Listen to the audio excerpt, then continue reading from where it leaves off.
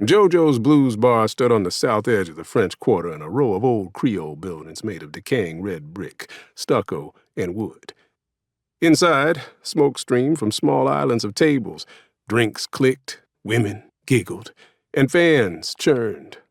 Black and white photographs of long-dead greats hung above the mahogany bar, images faded and warped from humidity and time. Randy Sexton stared at the row of faces as his thick coffee mug vibrated with the swampy electric slide guitar.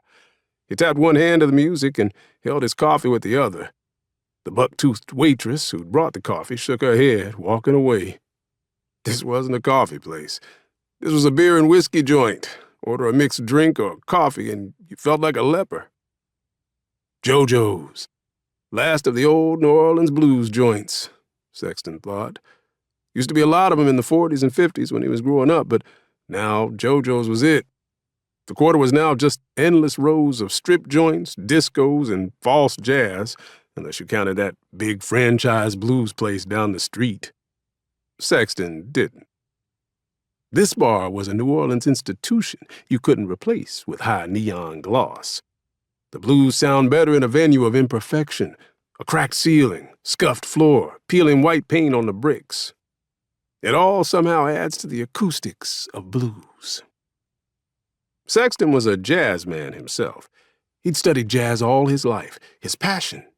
Now, as the head of the Jazz and Blues Archives at Tulane University, he was the curator of thousands of African-American recordings. Blues was something he could never fully understand. It was the poor cousin to jazz, though the unknowledgeable thought they were the same. Jazz was a fluted glass of champagne. Blues was a cold beer, working-class music. His friend and colleague, Nick Travers, knew blues. He could pick out the region like Henry Higgins could pick out an accent.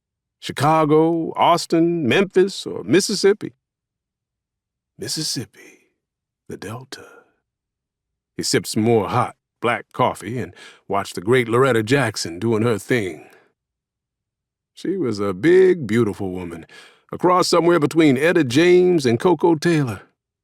Sexton had seen the show countless times. He knew every rehearsed movement and all the woman's jokes by heart, but he still loved seeing her work anyway. Her strong voice could fill a Gothic cathedral.